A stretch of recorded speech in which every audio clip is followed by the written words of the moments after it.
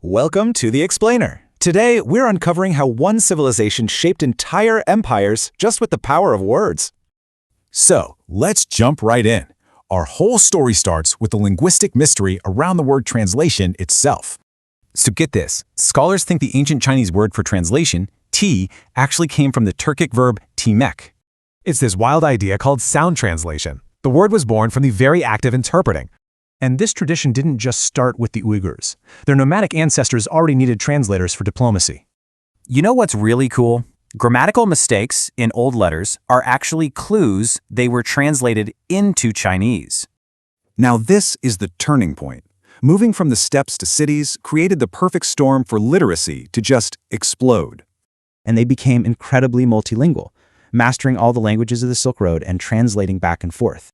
They also used a whole bunch of different scripts, picking the right tool for whatever language they were working with. So what did they use all this skill for? Mainly, translating the world's great religions. Buddhism was the big one. And they took on these massive projects, like translating the entire Buddhist canon, known as the Three Baskets. To translate this really deep philosophy, they had to invent new vocabulary, which really elevated their own language. This brings us to the master himself, Shinko Sheli Tultung. Seriously, one of history's greatest translators. His style was a total game changer. He didn't just translate words, he was trying to translate worlds. And check this out, it perfectly shows his method. He turned a flat statement into this living, poetic moment. That's why scholars say his work wasn't a dead translation at all.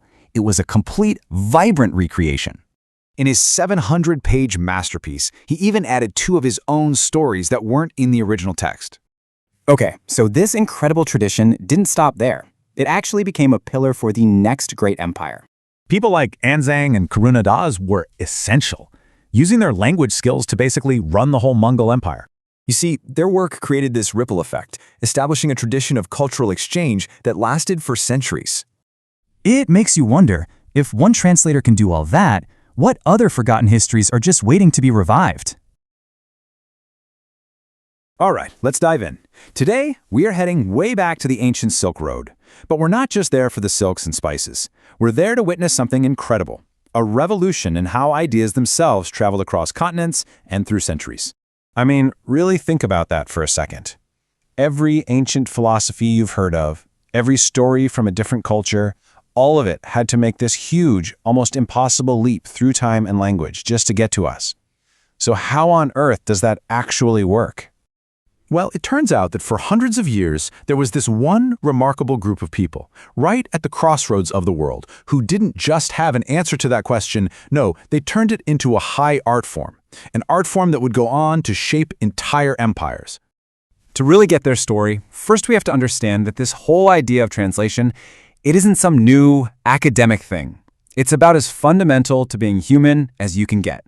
I mean, translation happens because of the most basic human stuff. You know, when different groups of people meet, maybe for trade or to hash out a treaty, or just because one group moved into a new area, you've got to build a bridge of words. The very first translators probably weren't sitting in some fancy library. They were out there, haggling in a market or trying to stop a war. So, let's jump back in time, out onto the huge steppes of Central Asia. This is where the story of our master translators really begins, and it starts with a little bit of a historical mystery.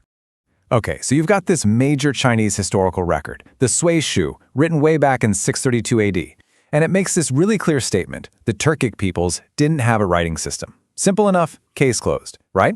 Well, not so fast.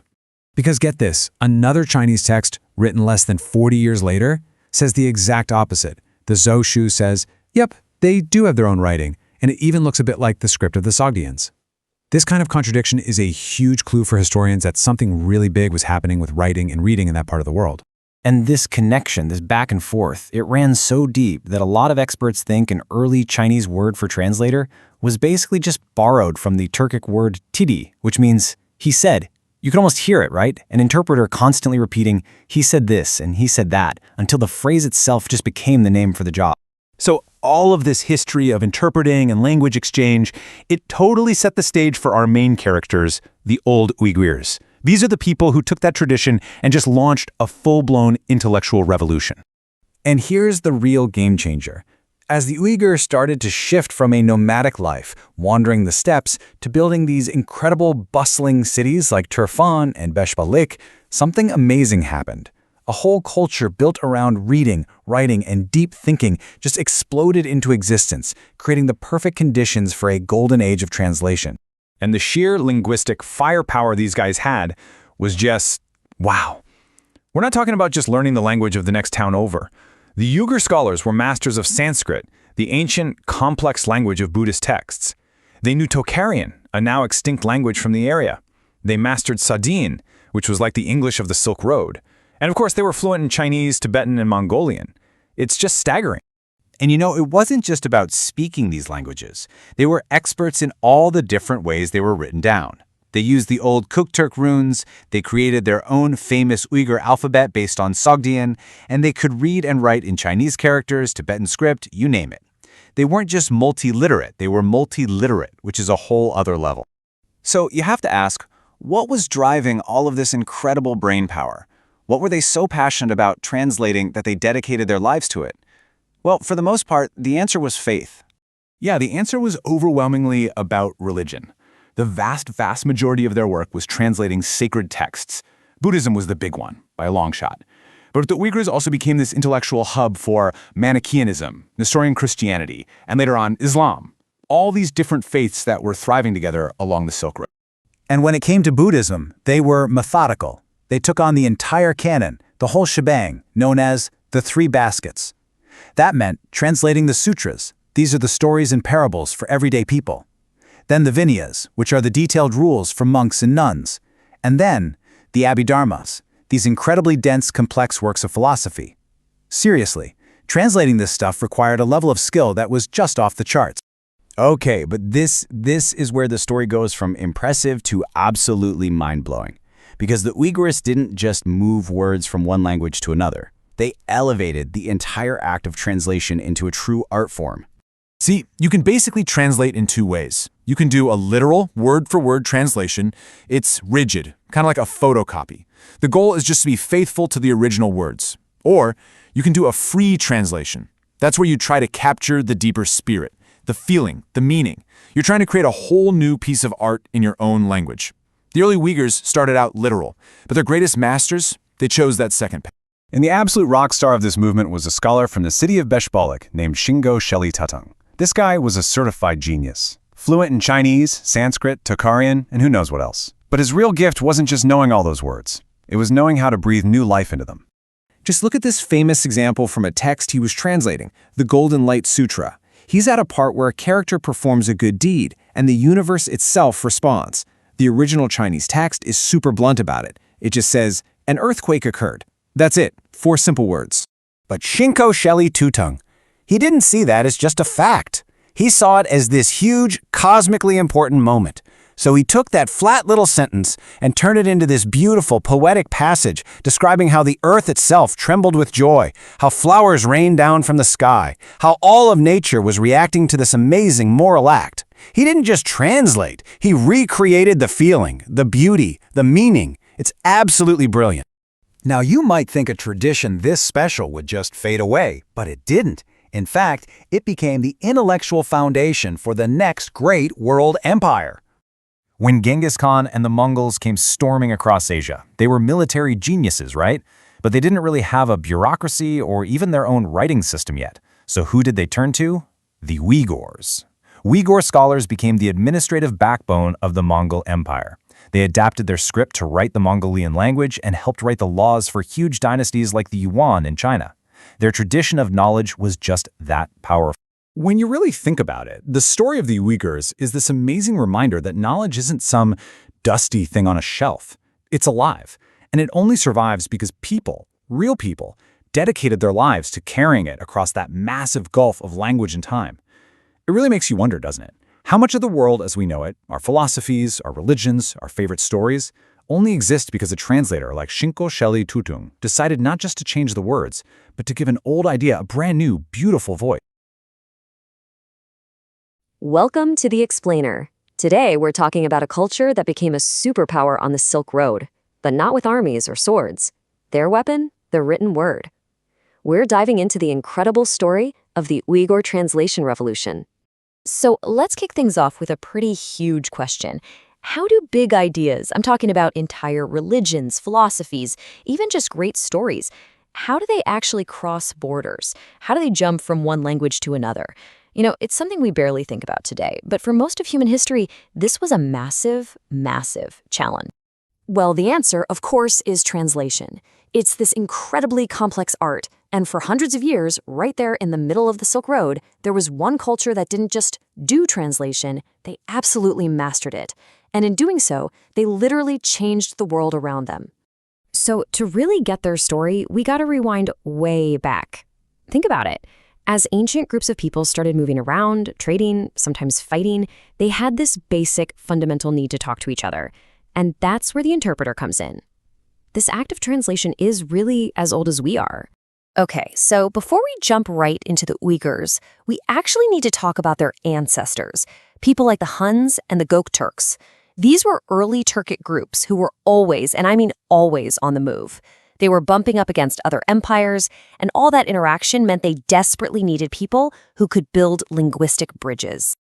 And check this out. This is like a little piece of linguistic detective work. The word for translator in Old Chinese, di, probably comes from the Old Turkic word didi, which just means he said.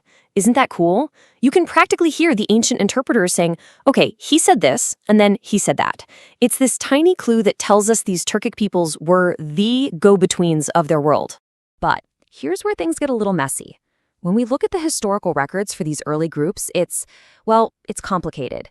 The Chinese sources from that time when the Gökturks were around are super confusing. They even contradict each other. For example, you have one major text from 632 AD that says this, flat out. And this slide just lays out the puzzle perfectly. Just a few decades later, another official history says the complete opposite.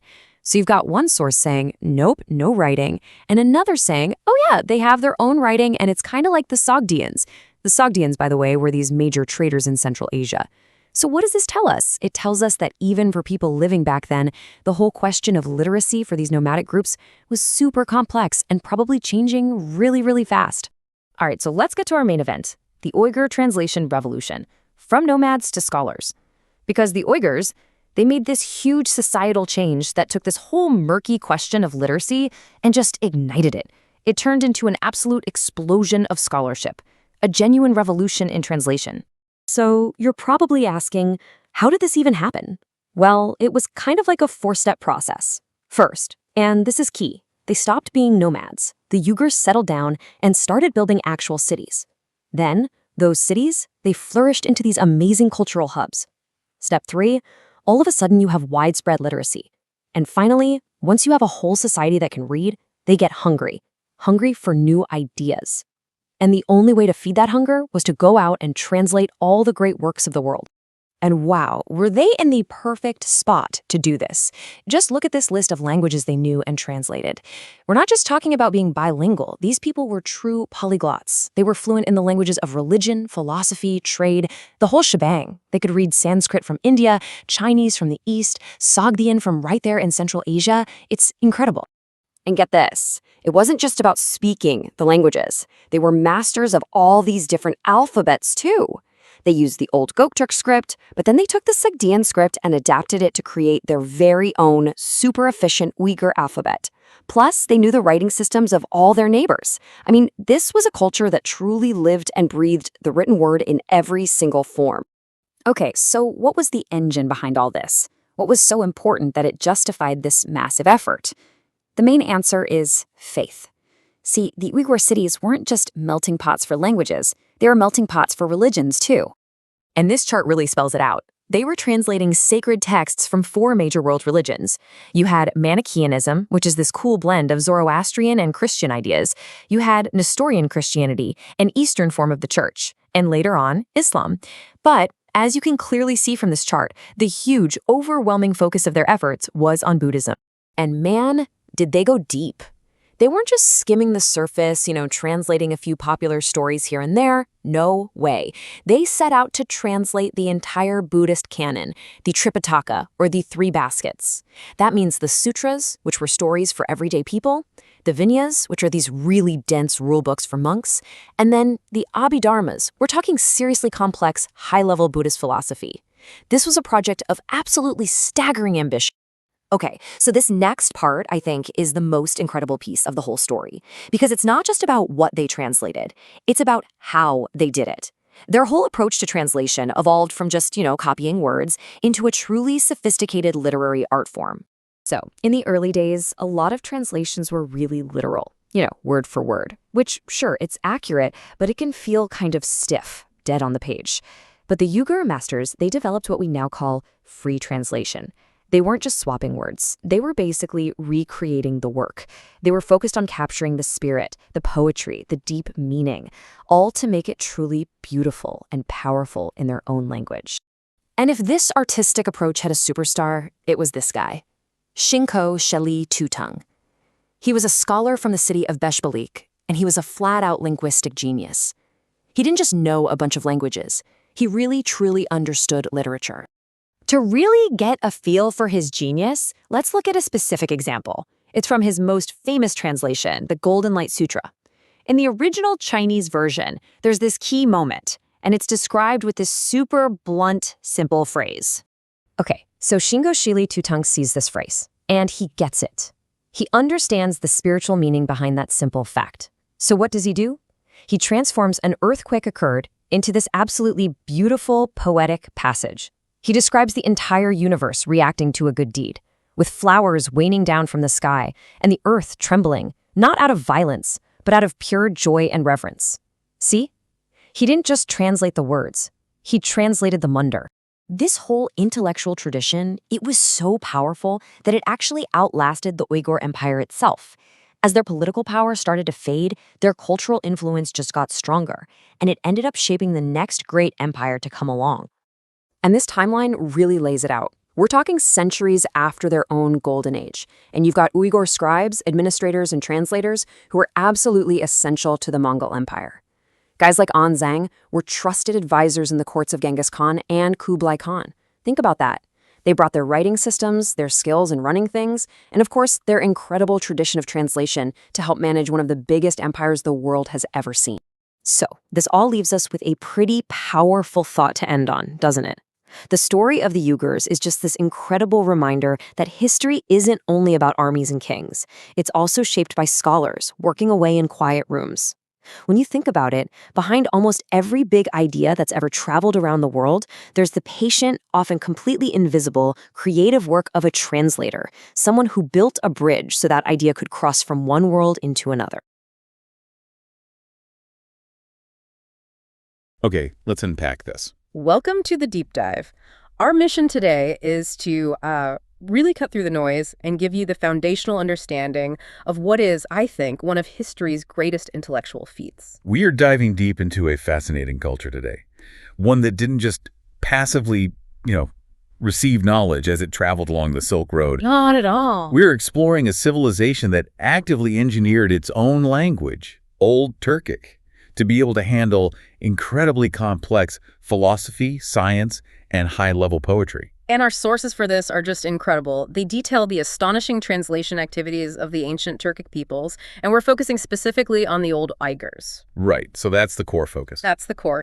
We're looking at how the Uyghurs, particularly those in the Turfan region, so the area of the Irkut Khanate, managed to set themselves not just as a rest stop, but as a really multifaceted, sophisticated intellectual center. And this unique position, it wasn't an accident. It was driven almost entirely by this relentless need to translate. Exactly. The sources are clear. The Old Uyghur period was a time of just immense cultural and scientific flourishing, and it was a direct consequence of their commitment to translating spiritual and scientific knowledge from, every direction. Which brings us to our core question for this deep dive. How did a society become so profoundly literary, so skilled in its translation techniques, that it might have actually influenced the linguistic concepts of its much, much older neighbors? And that's the key. The evidence suggests that the intellectual flow along the Silk Road was far more of a two-way street than we often assume. To really get a handle on the Uyghur achievement, we have to go back. Way back. Long before their cities even existed. let's look at the deep roots of translation. Because the need to translate is, it's a fundamental human function. It's not something that just arrived with writing. No, it's as old as humanity itself. Literally. The moment early humans started migrating, creating distinct communities, well, the process of communicating with new neighbors became inevitable. And the reasons haven't changed, have they? Whether it's prehistoric tribes or giant empires, you need communication for trade, for diplomacy, and later for sharing beliefs. And so when two languages meet, some form of translation has to happen. Initially, of course, this would have been all verbal. You can just imagine the artistry of those first oral interpreters. But history, real, tangible history begins with writing. And that's where we get our first verifiable evidence. Our sources trace the oldest surviving written translation examples back to highly structured, literate societies. We're talking about the Akkadians and the ancient Egyptian dynasties. So this is an ancient practice. Millennia old. Which brings us to the early Turkic peoples, specifically the Huns. Chinese historical sources give us these tantalizing hints that translation was happening even then. But there's a problem, a big one. A huge one. Frustratingly, no complete written texts from the Huns themselves have survived. We have to rely almost entirely on what their neighbors wrote about them. Right, but we do have clues. We do. The evidence lies in the simple necessity of diplomacy.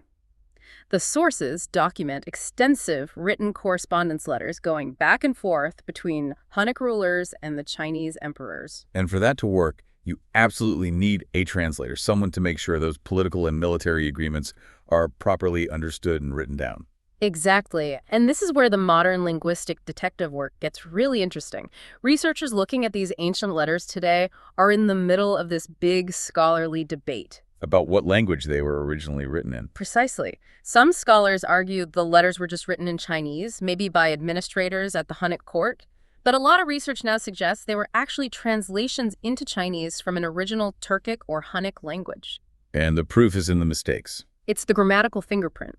Researchers point to specific grammatical errors. The sources call them imla hatalari, writing mistakes in the surviving Chinese versions. So, like, the sentence structure is wrong. Exactly.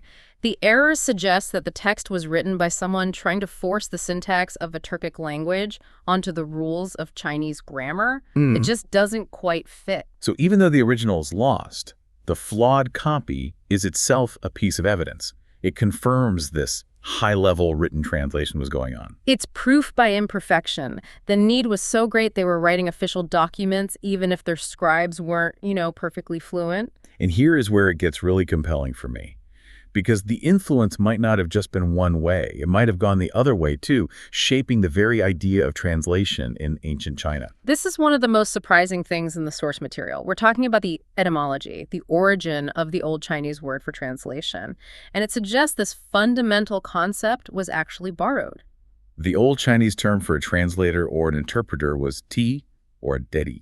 And researchers, including some prominent Chinese scholars, have suggested that this term comes directly from the Old Turkic verb taimik. Which means? It just means to say or to speak.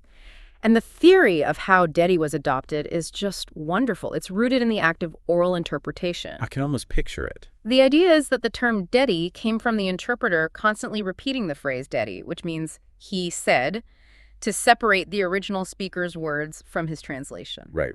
He said, and then the translated part. It's like a verbal cue, a marker that gets so common it becomes the name for the job itself. If that theory is right, the implication is just profound. It suggests that the Turkic peoples, because they were constantly meeting so many different linguistic groups, developed this clear professional concept of an interpreter first, a concept the Chinese then adopted. And that makes a lot of sense contextually. The nomadic Turkic groups were always on the move, bumping into dozens of cultures. The Chinese, historically, were in a much more consistent, unified geography. Their need for seamless, sophisticated interpretation was simply far, far greater. That pressure created the concept, and the Chinese integrated it. The sources even note that the modern Chinese character for translation, yi, is thought to be a phonetic echo of that older ti concept. And there's a direct semantic link, too. The phrase tilrun, language person, is a direct translation of the Turkic tilsi, the language worker. So we have evidence of translation with the Huns and a strong case for the Turkic origin of the concept itself. But then we get to the Gökturks, and we hit what's known as the Göktürk paradox. A paradox that comes from the Chinese historians themselves writing at basically the same time. Exactly. On one hand, you have the Sui Shu, the Sui Annals, finished in 632 AD, and it states unequivocally that the Turks had no writing, period. A flat-out denial. A definitive negative. And yet, written just a few decades later, around 670 AD, you have the Zhu Shu, the Zhu history, which says the complete opposite. The Zhu Shu says they did have their own script. It does. It says they had a script similar to the Hu script, which was a general term for Central Asian scripts, maybe Sogdian, maybe something descended from an earlier Hunnic script. That is a fundamental contradiction. How do scholars even begin to sort that out? Well, they look at the political context. The sources might be talking about different subgroups of the huge Göktürk Empire. Maybe some parts were literate because they were near trade routes and others were still purely oral. But even with this paradox, we still suspect written translation was happening. And we're back to the telltale sign. Mistakes in the letters. We're back to the mistakes. Researchers point to a specific letter from a ruler named Ashpada Kazan from 584 AD sent to the Chinese emperor. And when you analyze its sentence structure today, it just screams translation. It wasn't written by a native Chinese speaker. So whether they had their own script or not, their foreign policy demanded translators. It demanded them. And this confirms a tradition of translation stretching back centuries. But as you said, this tradition truly explodes when the Uyghurs transition to settled urban life. And that explosion is tied directly to this massive shift in Turkic history, the urban revolution. The sources are very clear on this. The Uyghurs were the first major Turkic tribe to fully and permanently embrace city life. They established this robust civilization in the Tarim region, especially around Turfan, after about 850 AD. And that's not just a change of address. It's a fundamental change in infrastructure that just lights a fire under intellectual activity. Absolutely. Think about what a permanent city needs that a nomadic camp doesn't. You need bureaucracy, tax records, religious institutions, libraries, armies of scribes. Translation, which is this highly specialized literate activity, can only really flourish in that kind of settled environment. The cities become intellectual factories. We're talking about places like Kumul, Turfan, Mertuk, Aksu. These weren't just markets, they were hubs for reading, writing, and for organized translation collectives. And as the scholar Shanasi Tekin noted, this didn't come out of nowhere. It grew from earlier smaller attempts, like the Göktürk stone inscriptions on the steps. But it just expanded massively once the Uyghurs had the stability and resources of their Silk Road cities. Right. You need a concentration of scholars, you need paper and ink, you need a stable place to keep your books. And this environment produced scholars of just staggering ability. The descriptions of these Uyghur translators and sages, they're described as expert polyglots, knowing multiple languages as if they were their mother tongue. So what are we talking about here? What languages were they juggling? Okay, get ready for the list. It's a reflection of their location. You have Sanskrit for high Buddhist philosophy. You have Tocharian and Kachin, which were crucial local languages. You have Sogdian, the language of trade, and then Chinese, Tibetan, and Mongolian.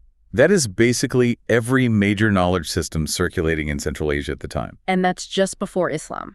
After Islamization, we know from Mahmud al-Kashgari that they quickly mastered Persian and Arabic just as thoroughly. They were intellectual sponges. The sources point to one thing in particular that shows their dedication: their work with Tocharian. Why is that so significant? Because it shows the difference between translating to communicate and translating to preserve. The Uyghurs translated a huge amount from Tocharian, even though by that time it was already a dead language. Meaning no one was speaking it day to day. Exactly. It only existed in written texts. So they weren't translating to talk to their neighbors. They were translating purely to access the knowledge locked inside those old documents, which they now saw as part of their new regional heritage. That's a profound commitment to knowledge for its own sake. It is. And you see that same openness in the sheer number of different alphabets they were using at the same time. Okay, so what scripts were in play? They used the old Göktürk alphabet for their big stone inscriptions. They developed the Uyghur alphabet, which came from Sogdian script for most of their literature. They used the Chinese alphabet, the Syriac alphabet, the Tibetan alphabet. So a young scholar in Turfan in the 10th century would need to be literate in, 5 or 6 different writing systems? At least, just to be part of the intellectual elite. And their commitment to getting it right was absolute. Some of these texts were translated in this incredible parallel line-by-line format. What does that actually look like on the page? Imagine a manuscript. On one line, you'd have the original language, say Sanskrit, written in its script, and then immediately below it, you'd have the direct literal Uyghur translation in the Uyghur script. Wow. That's not just a translation, it's a linguistic ledger. It served two functions. First, it allowed for immediate comparison and authentication. And second, it was a teaching tool. It's evidence of a really serious academic environment that valued precision above all else. So if this intense translation activity was the engine of Uyghur civilization, what was the fuel? The fuel was faith, religious devotion, and synthesis. The sources are overwhelming on this point. The vast majority of translation efforts were concentrated within the frameworks of the different religions in the region: Manichaeism, Buddhism, Christianity, and later Islam. Let's start with Manichaeism. It was a big early religion for the Uyghur elite. Right. So naturally, they needed to translate their core sacred texts, which were this fascinating blend of Christian, Zoroastrian, and Buddhist ideas. And importantly, the sermons of rulers like Big Kazan were meticulously written down, a process the sources call kaleme alaniyor. So they were codifying their own leaders' religious thoughts in real time. And this faith also spurred original literature. The Manichaean tradition produced Afrin Fortig, who is recognized as the first known Turkic poet. His work is deeply infused with his faith. But the truly massive project, the one that really defined their intellectual life, was Buddhism. The scope was just staggering. Buddhism meant translating the entire canonical corpus known as the Three Baskets, the Tripitaka. This project alone would occupy their scholars for centuries. And the Tripitaka is broken into three distinct parts, right? Each needing a different approach. First, the sutras. The sutras, or sudur. These are the stories, the parables, the teachings used to explain the religion to ordinary people. Translating these required real narrative flair, real literary skill. Okay, then you have the Vinayas. The Vinayas are the rule book, the legal framework for monastic life. Everything from what monks could eat and wear to their daily conduct. This required precision, legalistic language. And finally, the Abhiharmas. And this is where things get really, really intense. This is where the Uyghur intellectual achievement goes into overdrive. The Abhidharmas are the deep philosophical, metaphysical, and psychological treatises.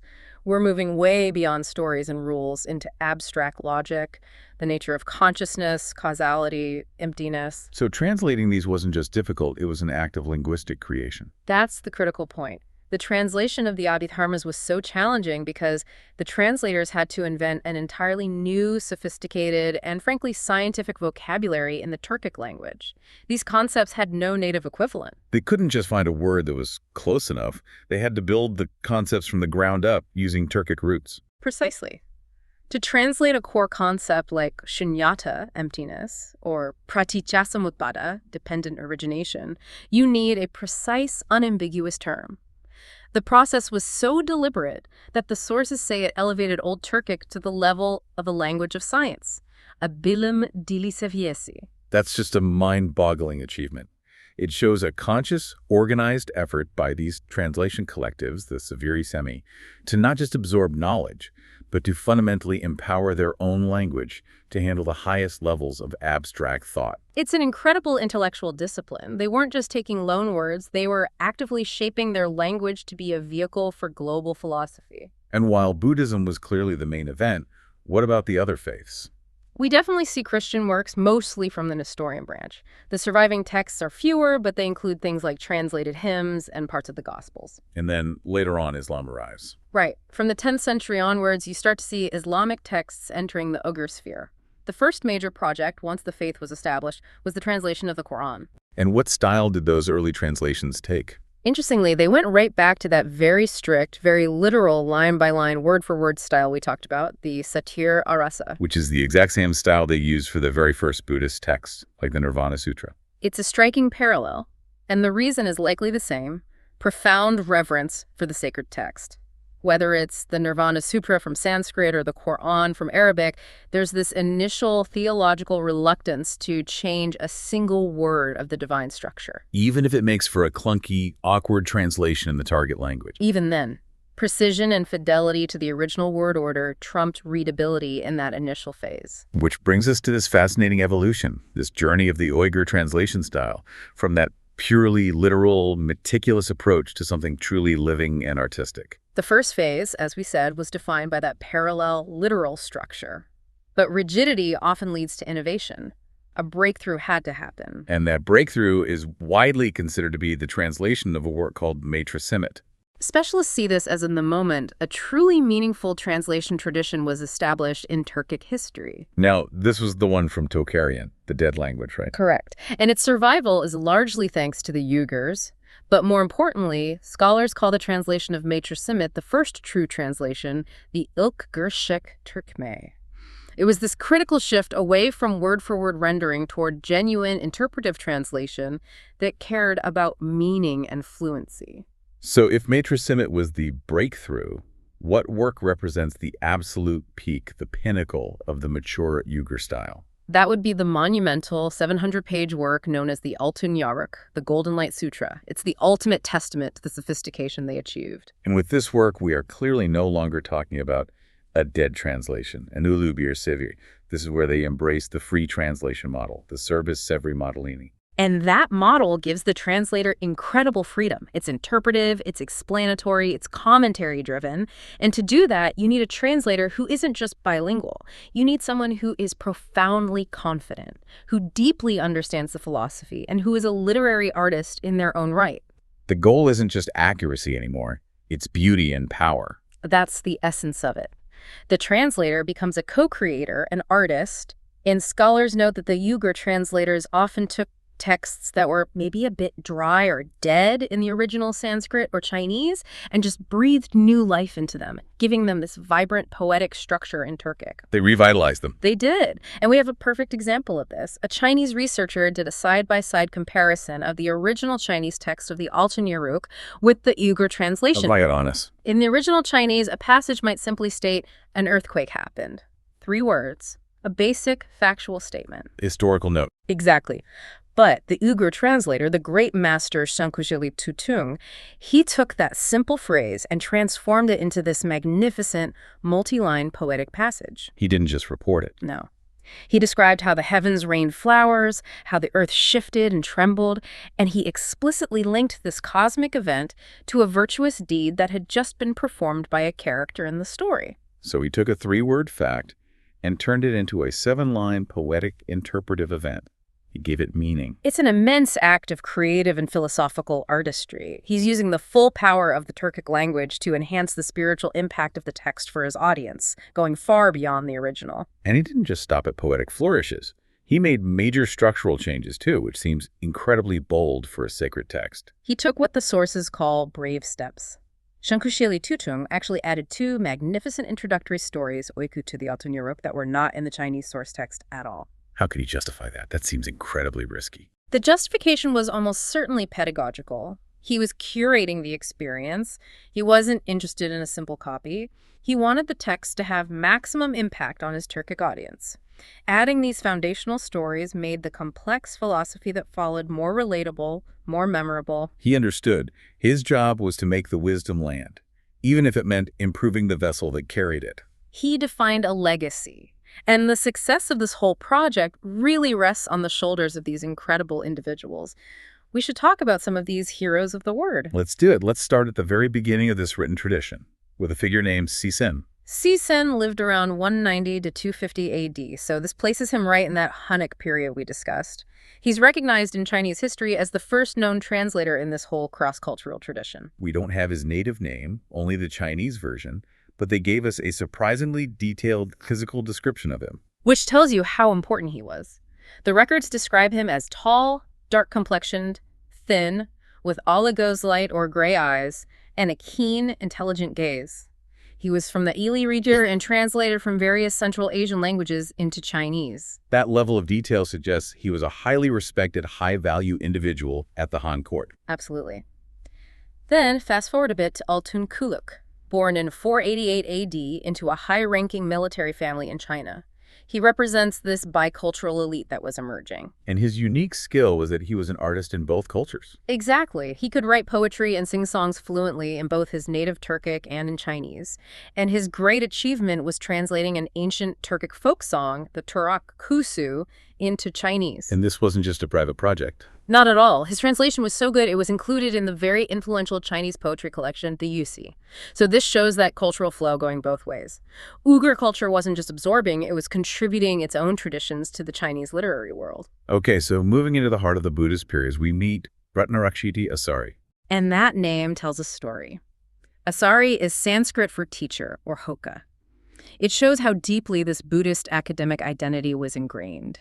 He is the man credited with translating that landmark work, Matrisimit, from Tocharian into Turkic. So he's the one who really kicked off that shift from literal to interpretive translation. He helped create the environment that would produce the greatest master of them all, Jinkusheli Tutung. The towering figure of the whole period. Where did he come from? He hailed from what he called the 10 praised Uyghur countries, which scholars believe refers to Besh-Balak, a major city-state known for its intellectual life. And his linguistic skill was just off the charts, even for that time. The sources confirm he knew Uyghur, Chinese, Sanskrit, Tocharian, Kucharian, and possibly Saka.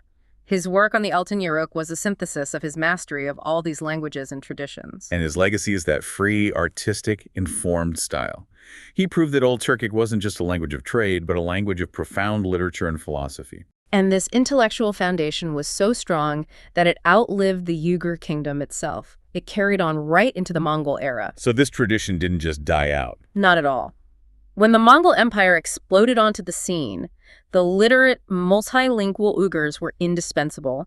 They became the administrators, the scribes, the scholars.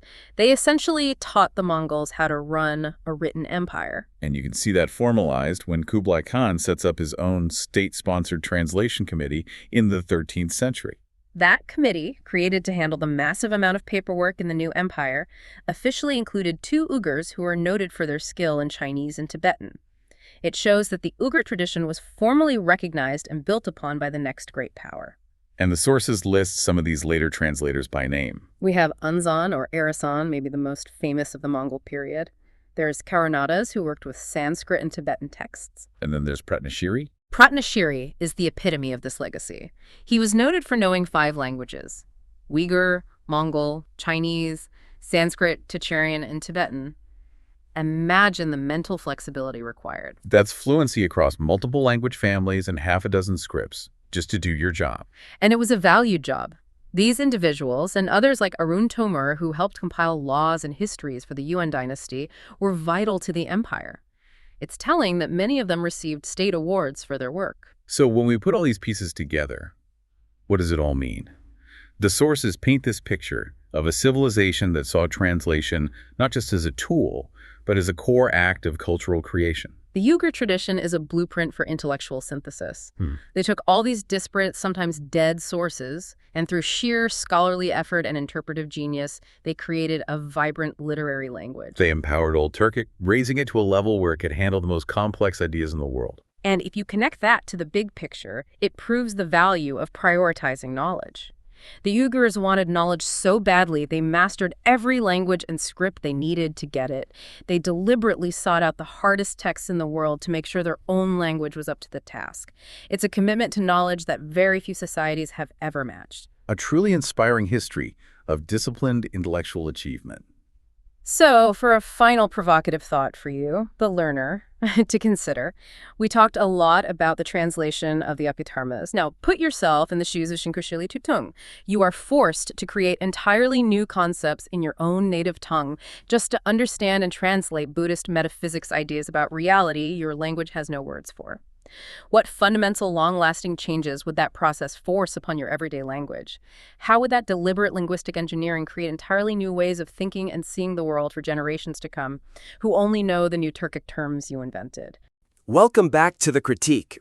We know you possess deep expertise in the history of Turkic languages, so we're ready to dive right in. Absolutely. This critique centers on a really comprehensive and richly detailed academic presentation. It's exploring the monumental history of multilingualism and translation within the ancient Uyghur world. A fascinating topic. It is. So, to start, let's focus on the argument's foundation. The material makes a really compelling connection between the Uyghur adoption of urban life and this explosion of their translation culture. But I think this causality could be reinforced, even centralized as the core narrative driver. Right. That structural linkage is incredibly strong. Moving from a nomadic state to establishing settled cities, Kumal, Turfan, Balasagan, and then seeing translation just flourish there. Exactly. But while the text correctly links city life to more literacy and translation, the profound implication of that shift, It's currently treated more like a detailed point rather than the central thesis. Yes. The sheer scale of the intellectual ambition, I think, needs to be front and center from the very beginning. We agree completely. The profound implication here is that Uyghur translation was the primary, the deliberate force pushing the Turkic language itself into scientific and philosophical maturity. Mm-hmm. And if you don't establish that monumental goal immediately, you risk the reader seeing the Uyghur effort as just copying foreign texts rather than what it was, a state-sponsored linguistic engineering project. Exactly. When you shift from a nomadic existence to a settled urban one, you're immediately forced to manage systems of governance, complex economics, massive religious texts. Right. And all of that just requires a more robust, abstract vocabulary than what previously existed. So we suggest you clearly frame that transition to settled urban centers not merely as a cultural shift, but as a deliberate, organized effort to achieve linguistic parity with established literary languages like Sanskrit and Chinese. This instantly front-loads the so what question. The urban centers aren't just housing. They become laboratories for linguistic and cultural creation. I really like that laboratory metaphor. So what does that laboratory actually look like on the ground? Was this a decentralized thing, or was it a conscious effort from a central authority? Well, the text has the answer. It does. We just need to amplify it. The evidence is right there. The Uyghurs needed Turkish to be capable of handling global knowledge. And that's where we look closely at the examples of the most challenging texts. I think you need to amplify the significance of the Abhidharma translations. Yes. The material notes these philosophical and metaphysical Buddhist texts were incredibly dense. I mean, they're dealing with logic, psychology, abstract cosmology. Right. So successfully translating them wasn't just about finding a simple word for a simple concept. It forced those urban mutachims to consciously construct, to coin, and legitimize Turkish equivalents for highly abstract, technical, foreign terminology. And that's the whole argument in a nutshell. You can use that concept that this enormous effort achieved the goal of raising Turkish to a scientific language level much, much earlier in the presentation. Okay. By showing the incredible linguistic pressure the Abhidharma put on the language, you instantly establish the high stakes of the Uyghur project. They weren't just practicing translation. They were, in a way, weaponizing their language to absorb the world's highest knowledge systems. And that is an immediate, powerful, concrete example. It demonstrates that the transition to urban life, with its literacy, its funding, its organized intellectual structure, it paid massive dividends for the Turkic language itself. It wasn't just a byproduct. No, it was the entire point. Okay, so moving from that core purpose, let's talk about structure. The presentation effectively establishes the historical context of translation among early Turkic groups, but the overall structure could be sharpened to use that ambiguous pre-Uyghur era as a high-stakes contrast to the rigorous Uyghur enterprise. Right. I see what you mean about pacing. As I read it, the initial discussion focuses pretty heavily on just debating the existence of written translation among groups like the Huns and Gokturks. Mm-hmm. You rely on contradictory Chinese historical sources, the Sui history versus the Zhou history about Gokturk writing, and that whole scholarly debate over Ishpara Khan's 584 letter. And while demonstrating that scholarly depth is crucial, and it definitely shows expertise, that heavy emphasis on historical ambiguity, it really slows the forward momentum before we even get to the Uyghur period. Which is the main event. Exactly. It feels like we're a little stuck in a necessary but slow historical preamble. I wonder if that early material could be reframed, not as a historical debate to be settled, but as a mechanism to build narrative tension. Interesting. Tell me more. You could show the listener that there was this long, struggling history of linguistic necessity, informal contact, ad hoc translation, writing systems that didn't quite stick, and then that's followed by the Uyghur intellectual choice. I like that. So we suggest resequencing or reframing that early data to serve explicitly as a setup for the great leap of the Uyghur period. Mm-hmm. You could position those pre-Uyghur examples, like the proposed derivation of the Chinese term di from the Old Turkish verb taimek, as evidence of vital, informal linguistic contact. But contrast it immediately and dramatically with the Uyghur period's confirmed state-backed institutionalization. Yes, that shift from necessity to institutionalization is the key thematic difference. How can we make that contrast feel sharper, more dramatic? Well, I think if we spend too much time on the early ambiguity, we risk undermining the true organizational scale of what the Uyghurs achieved. We need concrete, structural examples to illustrate that overwhelming change. Contrast the uncertainty of the Han Gokturk record with the absolute certainty of the Uyghur period's technical maturity. Okay. You could reference this specific and, frankly, impressive list of languages that Uyghur muterjims mastered: Sanskrit, Tocharian, Sogdian, Chinese, Tibetan. It's like an intellectual United Nations happening in these cities. It really is. And the institutional maturity is maybe even more impressive than the sheer polyglot skill. We have to highlight the specific structures mentioned in your research, the existence of translation societies, the Semiyete. Right. And, more crucially, the meticulous 4-stage review process for translations.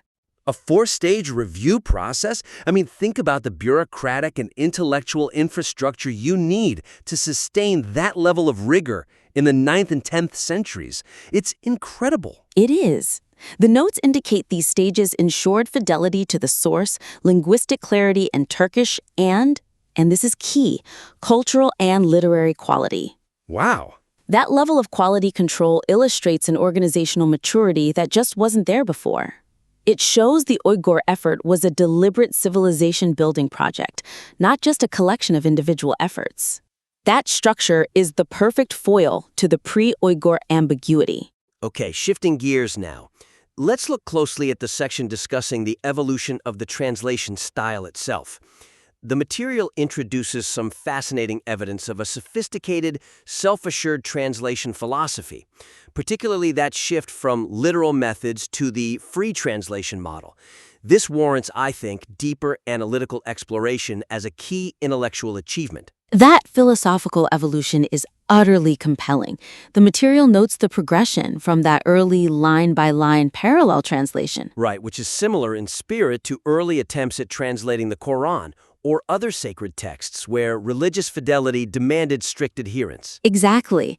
And the move from that to the later Serbest Çeviri or free translation model? And this conceptual evolution, it's stated sequentially, but it's not yet fully analyzed as a major intellectual breakthrough in the Turkish literary tradition.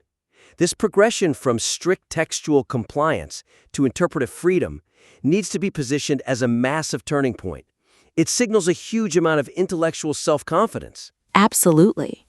When translators feel confident enough to move away from rigid, literal transcription, it means they believe the target language, Turkish, and the target culture are robust enough to handle the ideas on their own terms. It's a declaration of intellectual parity. It is. So we suggest treating the development of the interpretive style, epitomized by master translators like Shinku Shelley Tutung, as a central philosophical argument.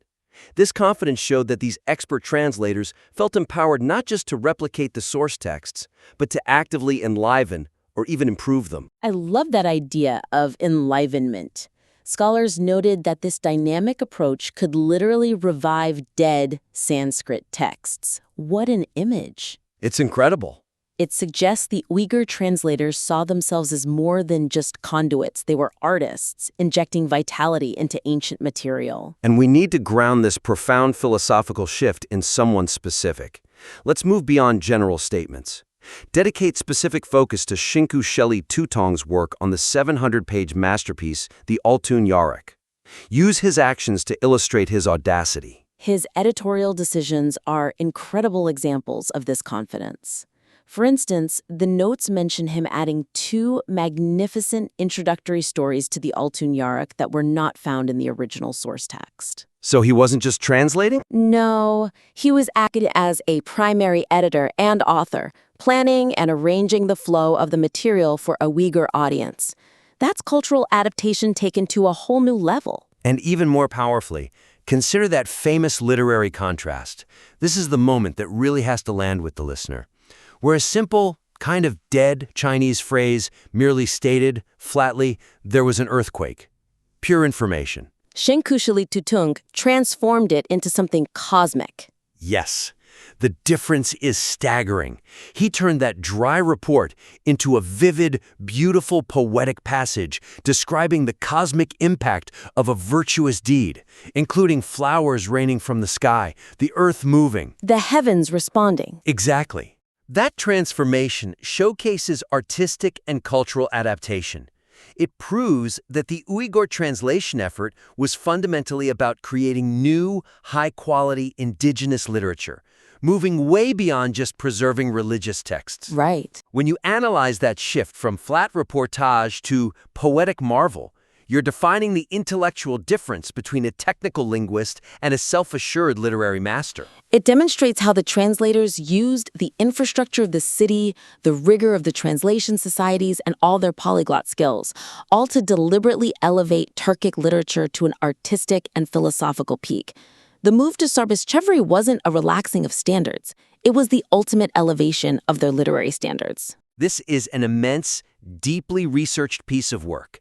It already shines the light on key figures like Shinkwasheli Tutung, Pratnarik Shidi Achari, and the later Moga-Lera translators like Anzan and Arun Tomur, who carried this tradition forward. The depth is absolutely undeniable. And to maximize the impact of your excellent material, just remember our 3 primary opportunities. First, you have to elevate the urban shift and linguistic modernization thesis to the very front of the piece. Establish the high stakes of turning Turkic into a scientific language.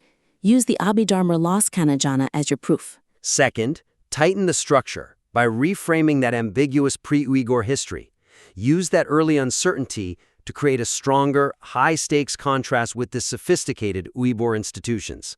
Highlight their 4-stage review process as definitive proof. And third, expand the analytical exploration of the free translation philosophy, using the Altun Yaruk and Shinku Shili Tutung examples as a major, self-assured cultural and intellectual movement that went beyond mere replication to actively enrich and enliven the source texts.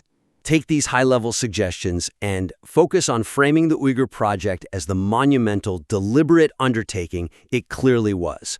We invite you to implement these changes and submit the revised material back in for another round of critique. Welcome to The Debate. Our focus today is on one of history's most remarkable intellectual endeavors, the massive scale of translation and linguistic activity that flourished in the old Uyghur Aidikut Kingdom, centered in the Turfan region of Central Asia. This wasn't just a place where people spoke multiple languages. It was, it was a cultural nexus where Sogdian, Tocharian, Sanskrit, and Chinese texts all met and merged. Right. And what emerged from this multilingual environment was an unparalleled cultural phenomenon.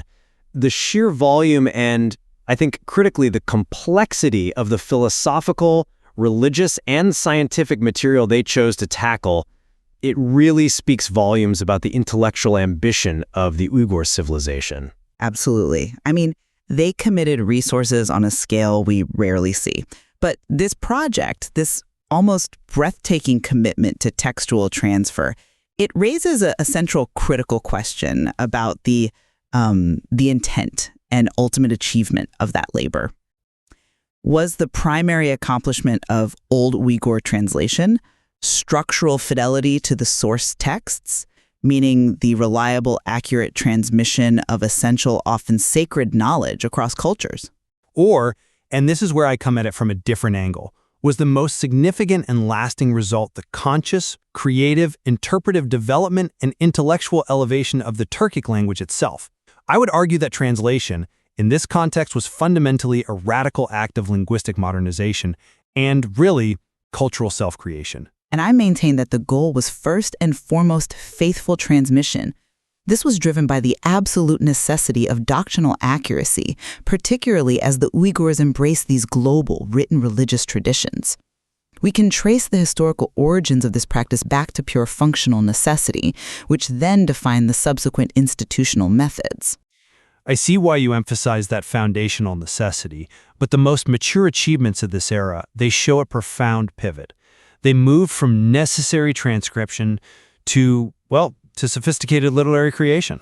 Okay, so let's start with the historical context. Translation really arose out of geographical and diplomatic need. Even before the settled urban life of the Aydukit kingdom, earlier Turkic groups like the Huns, they had to engage in frequent cross-cultural communication with Chinese dynasties, often requiring oral interpreters. When the Uyghurs transitioned to urban centers, they inherited this need but professionalized it on a grand scale. Crucially, the texts they chose to prioritize, early Buddhist sutras and Manichaean foundational works, required doctrinal purity. If you are adopting a global religion, you must preserve the core structure and meaning of its sacred texts. The evidence of this priority is found in the techniques they rigorously employed. We see the practice of satararasi, a highly literal, line-by-line, almost word-for-word translation. This meticulous method, which is visible in initial Sanskrit Uyghur parallel texts, it demonstrates a deep and profound respect for the source text's structural integrity. When a text is sacred, you are reluctant to interpret or alter it. Structural faithfulness is everything. Furthermore, we just cannot ignore the institutional architecture. They established formalized bodies known as chiviti chimiri, translation institutions or committees. And these committees didn't just translate, they often implemented a 4-stage vetting process.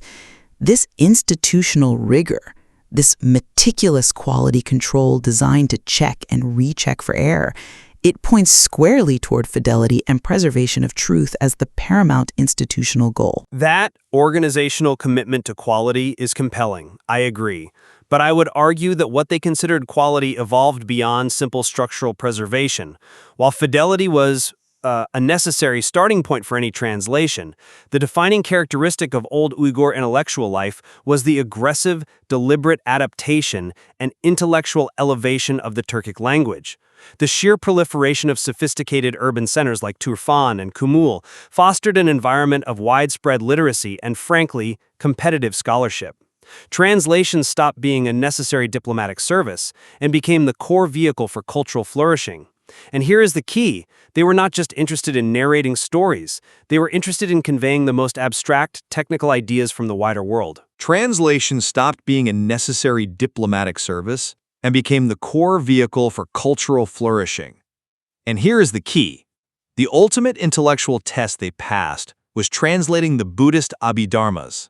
Now, these are not narrative sermons. They are dense, technical treatises on metaphysics, logic, and philosophy.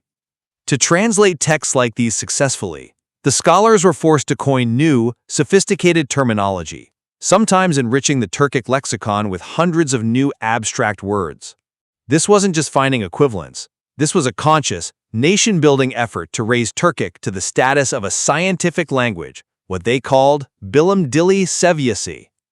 The master translators were renowned polyglots, operating as co-creators, proving that the true gold standard was not literalism, but the dynamic capacity of the new Turkic literary tradition. I acknowledge the transition toward more fluid styles, but I think we risk overstating their prevalence. The more, let's say, free styles were exceptions, built upon a massive, necessary foundation of painstaking fidelity. Look at the extensive work on the Matrisimit, translating the extinct language Tocharian. The priority there was salvage, rescuing and transmitting knowledge that had been lost as a spoken language. That's a preservationist mindset. Even early literary exchanges, like Ultan Kulak, translating native Turak Koshu songs into Chinese, they began as functional efforts to introduce native culture into a foreign context. The initial impetus remains utilitarian, functional, and preservationist. I'm sorry, but I just don't buy that the mastery demonstrated by figures like Shinkushili Tutung can be dismissed as a marginal exception. Tutong, the translator of the monumental 700-page Altun Yaruk, or the Golden Light Sutra, he was operating at the very peak of this intellectual project. Scholars consistently label his style as serbest cheviri, free or creative translation, and this wasn't an accident. It was a deliberate, active effort to breathe literary life into sources that had become formulaic or flat, whether they were the dry Chinese versions or the structurally rigid Sanskrit. The evidence here is just undeniable. Researchers have analyzed Tutung's stylistic choices and found him radically reshaping passages. For example, he encountered a simple, factual Chinese statement reporting that there was an earthquake. Tutung transformed that single line into a beautiful, poetic, multi-line tableau, describing phenomena like flowers raining from the sky and the earth changing colors. That is the translator acting as a primary poet and literary visionary, not as a faithful scribe. He was prioritizing aesthetic and literary enrichment, pushing far, far beyond simple truth-telling. Okay, I concede the literary genius of Tutung. He was clearly a gifted poet, but we must consider the hierarchy of text. The Autun Yarak is a sutra. It's a narrative text, a religious sermon intended for widespread public teaching and conversion. Naturally, literary flourishing helps transmission. But what happens when you move to the pinnacle of intellectual difficulty? I'm speaking again of the Abhidharmas. And what about them? Well, they are not sermons. They are the dry, dense, philosophical, and metaphysical rule books of Buddhism. They require conceptual clarity above all else. Literary flourishes would have been absolutely counterproductive. The core task of rendering abstract concepts accurately, finding the exact Turkic term for an immensely complex Sanskrit philosophical notion that demonstrates that conceptual clarity and intellectual precision, which is a form of supreme intellectual fidelity, were ultimately the highest standard for the most difficult and sophisticated material. Tutung's artistry was layered upon a foundational intellectual obligation to structural truth. The commitment to fidelity had to survive the complexity of the Abhidharmas, for the Turkic language to truly gain intellectual weight. That's a compelling argument about the high stakes of philosophical translation. But Tutung didn't just decorate the text. He actively reshaped the culture by integrating original material. He consciously inserted Tilif Eserler, these are original literary works, into the framework of the translation, adding two complex introductory stories to the Ultan Yeruk that were entirely absent from the source Chinese text. If the goal was pure fidelity, adding entirely new narratives would be a fundamental breach. His actions demonstrate that the ambition was to elevate and enrich the target culture's literature, not just maintain the integrity of the source. He used translation as a pretext for original creation.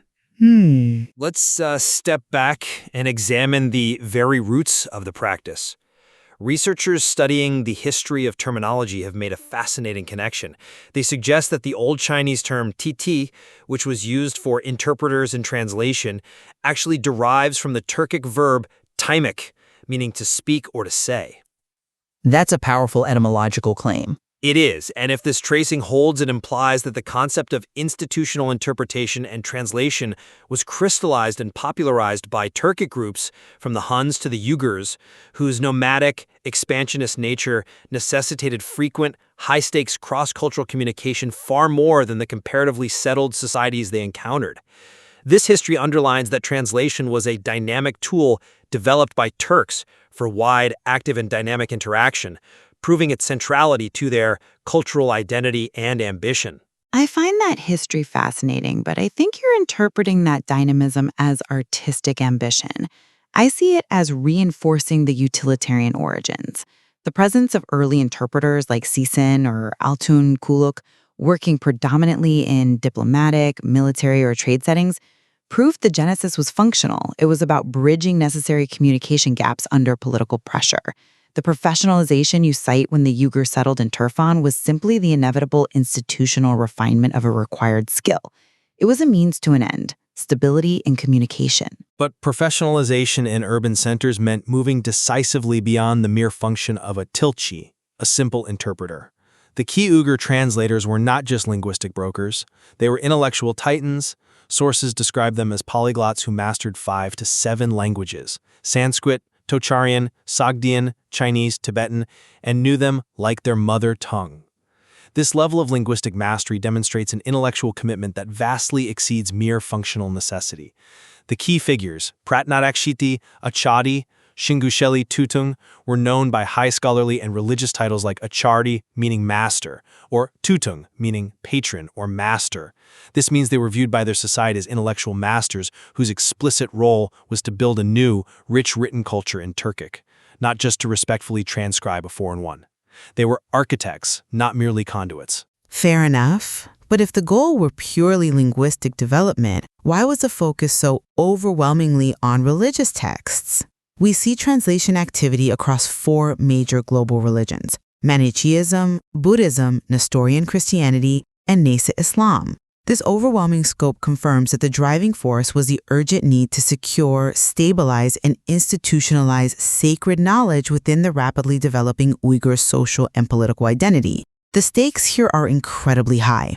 When you are integrating 4 competing sacred doctrines producing foundation texts like the sutras, the Vinayas or monastic rulebooks, the Abhidharmas, and fragments of the gospel, inaccuracy isn't just a literary error, it's theological chaos. It risks doctrinal schism. Therefore, the necessity of faithful, institutionally vetted transmission of foundational doctrine had to override literary ambition, especially in the earliest phase of adopting these diverse faiths. That institutional pressure for theological integrity certainly existed, but the ultimate achievement demonstrates a global reach that surpasses local religious needs. The success of the Turfan project wasn't just in making texts available in Uyghur. It was in creating a mobile, highly skilled intellectual class whose linguistic sophistication became a sought-after commodity across Central Asia. Consider the later era. Uyghur translators served the powerful Mongol court. Figures like Anzan and Pretnashuri weren't simply translating into Uyghur anymore. They were translating between Chinese, Mongolian, and Tibetan, often managing high-level state documents, legal codes, and historical records across vast imperial boundaries. They were serving an imperial need. That still sounds functional. They were defining imperial culture. They were instrumental in the formation of other imperial literatures, including Mongol literature. This proves that the culmination of the Turfan tradition was the elevation of Uyghur scholars into multilingual cultural architects who could shape literature and statecraft for diverse empires. Their legacy is linguistic flexibility, adaptability, and cultural development, demonstrating their mastery of language as an intellectual tool, not just reverence for a static, sacred source. When I look at the evidence, the initial historical imperative, the pressure of diplomatic necessity, the founding of religious institutions, and the rigorous preference for highly structured line-by-line translation, it all confirms that the foundational purpose of this immense intellectual effort was the reliable transmission and preservation of core religious and cultural knowledge from established, often sacred source traditions. The institutional structure was built to minimize error and guarantee fidelity. And while transmission was a vital initial step, the most significant legacy and sophisticated achievement of the Uyghur translators was the innovative, deliberate cultivation of the Turkic language. Through the sheer force of wrestling with the philosophical density of the Abhidharmas and displaying the creative audacity of figures like Shinkushile Tutung, they successfully elevated Turkic to a robust, sophisticated vehicle capable of profound philosophical thought and powerful literary expression. I think what we have discussed today reveals the creative and, yes, often agonizing tension inherent in all translational work, that enduring obligation to the source material pitted against the opportunity to fundamentally transform the target culture. Exactly. And that productive tension harnessed by the scholars of the Idakit kingdom yielded the foundation for modern Turkic literary traditions and demonstrated that language itself can be deliberately engineered to achieve cultural and intellectual greatness.